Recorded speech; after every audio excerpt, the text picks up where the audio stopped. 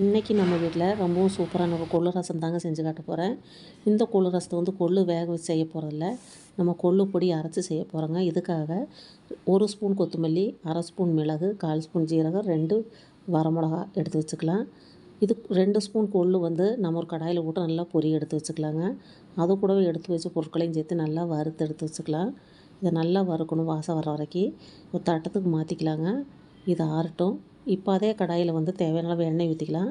ரசம் தாளிக்கிறதுக்காக கடுகு கொஞ்சம் போட்டுக்கலாங்க. கடுகு பொரியட்டும். ஒரு கட்டி பூண்டை தட்டி போட்டுக்கலாங்க. கூடவே கொஞ்சம் கருவேப்பிலை தலையும் நம்ம ஆல்ரெடி கரைச்சி வச்சுருக்க தக்காளி பழ ஜூஸையும் இதில் சேர்த்திக்கலாம். இப்போ வந்து இது தேவையான அளவு புளி ஊற்றிக்கலாங்க. நம்ம வறுத்து வச்ச அந்த பொடியை வறுத்து வச்ச பொருட்களை வந்து மிக்சியில் பொடிச்சு அதையும் சேர்த்து ரசம் வந்து நல்லா நுரக்கட்டி வரும்போது இறக்கி வச்சிட்டோம்னா கொத்தமல்லி தூவி இறக்கி வச்சா ரொம்ப சூப்பரான கொள்ளு ரசம் அருமையாக ரெடி ஆயிடுச்சு. இன்றைக்கி